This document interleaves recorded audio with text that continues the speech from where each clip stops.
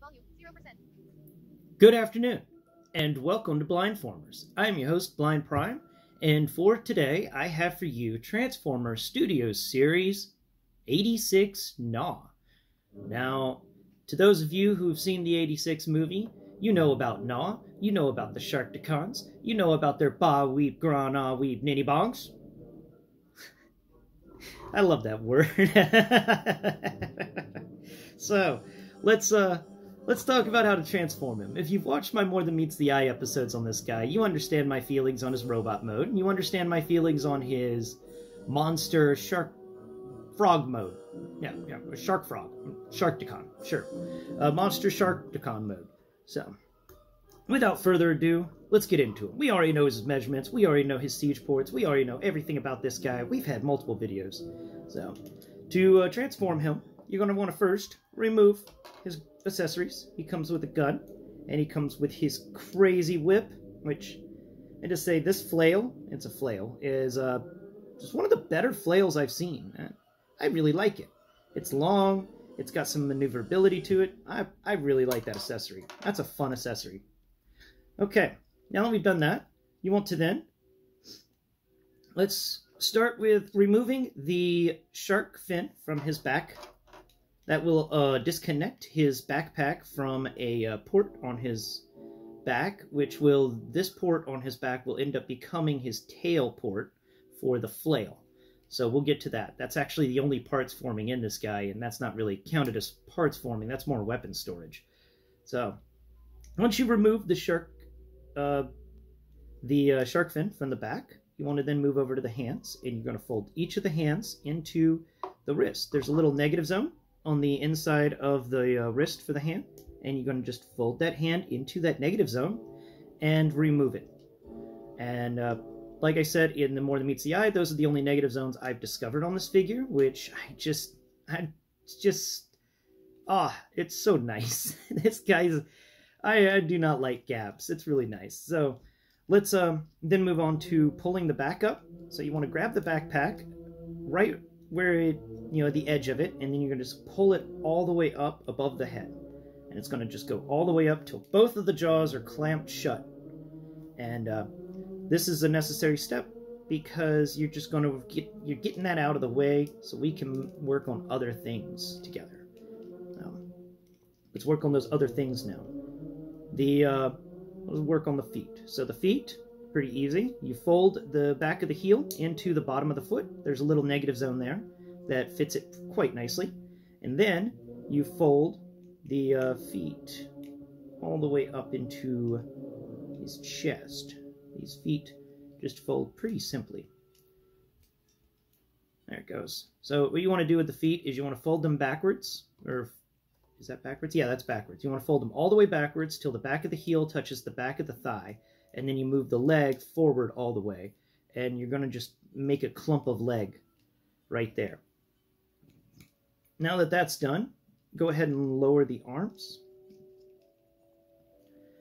And we're going to then move over to the arm section. So the arms, you're going to want to pick up what the arms are connected to. So this back area, that if you feel both of the arms are connected to this one piece that has a siege port on it, this piece actually rotates. So you want to pick this piece up. And it's going to, right where the legs are, you can actually move that piece. So it's going to just do a little bit of movement. It's not moving much, but it's just going to move about 90 degrees. Once that's done, at some point in here, we're supposed to turn things around. Ah, there it is. Okay, so now that that's done, make sure that both of the legs, the arms, are lowered down. And we may want to actually, yeah, okay. So before you pick up that back piece, this is one of the more difficult parts of the transformation, which I dislike a little bit because it doesn't have much clearance, but it's actually pretty easy once you figure it out. So all you're doing is you're rotating this entire section of his back where the backpack and the jaws and the head are connected. There's this really nice textured zone that's flat and stuff, but it rotates 180 degrees so that the mouth and stuff now hanging out over the legs. And this is actually going to become more really easy to understand in a few minutes. So now that you've rotated this is going to be, of course, on the underside of the robot, because all the legs and stuff are going to be above him. So there we go. You rotate both of the arms downwards so that they will become his new legs. I know they kind of suck for legs right now, but we're going to get there. We're going to get there, guys. After you've done that, you can then pick up this bottom piece, like so.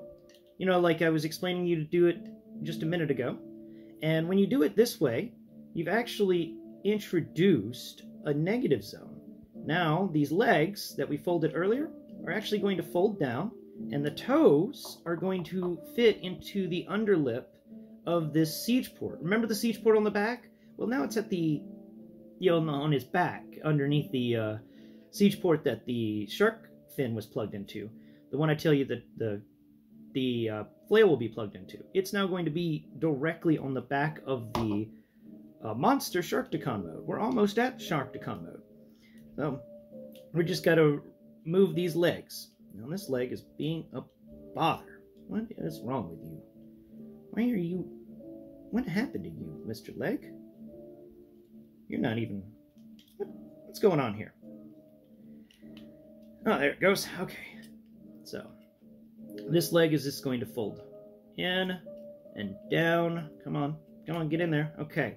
Once you put these legs and you put both of the toe tips underneath the ledge that is created by the end of the Sharkticon, the shark to butt. Yeah, the shark to butt. These legs are nice folded in. Then this entire back area is now going to fold over the legs. Isn't this neat? And it's going to snap down if you've done it right. If you haven't done it right, it's not going to snap down. I don't know if I've done it right. Wait, there it goes. Okay, and that's going to go there. And this back piece that had the shark on it, the shark fin, is now going to just... What did I screw up? Did I screw anything up? Everything right. Always double check and make sure you've got everything pushed down and nothing is weirdly turned. That can be a problem whenever you're dealing with Transformers that have parts that turn around. But if you've done it right and nothing is turned in the wrong direction, then there it goes. You have made sure the back of the backpack is now his actual back for Sharkticon mode, and then the other siege port on the backpack is actually his butt. And this is one of the first Transformers I can officially say has a butthole. That's interesting. And then you move his little bitty Sharkticon arms so that they can be on either side of his little head. I love that these have some posability to them. They don't have much, but, you know, I'll take the extra joint. You know, you can have a little wave. Hello. Don't you like me? Don't you? Don't you want to be me? Don't you? Yeah, no, nobody wants to be you, Sharkticon. You're really, really creepy. Okay, now we fold the arms so that the feet are settled directly in the middle. And, yeah, let's put on the accessories, and we are done with this guy. Isn't this neat? The accessory-wise is actually pretty easy.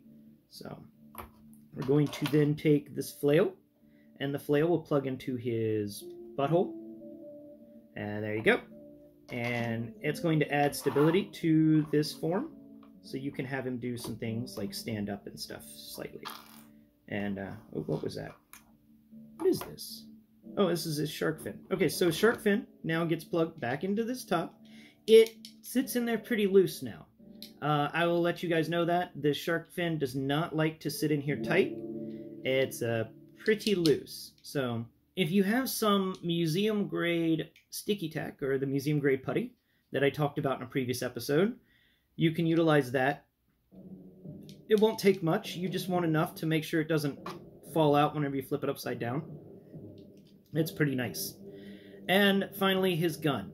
Now, if you feel right here on the side of his head, so go to the left side of his body, not the right side of his body, so face his tail towards your chest, and then feel with your left hand all the way up the side of his body, and you'll feel a little bitty siege port. It's a tiny siege port.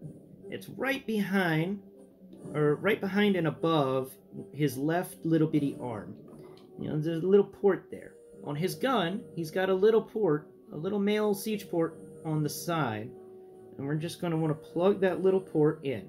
It's not a traditional siege port because it's like, I don't know, 1 millimeter wide, maybe 2 millimeters wide. It's a tiny port.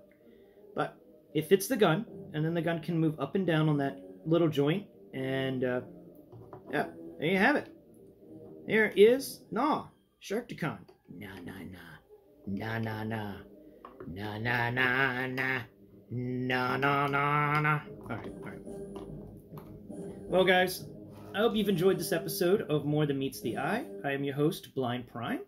And if you have liked this episode, please, like it, share it, subscribe, comment below. This channel is about raising awareness for the blind through alternative means and methods, and I can't do it by myself. I just can't do it by myself. I need your help, subscribers and watchers.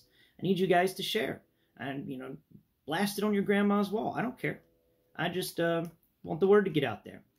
And, the more people that know about my channel, then the more blind people I could possibly help, and the more sighted people I could possibly teach about the blind. But until next Prime, I am Blind Prime. Bye-bye for now.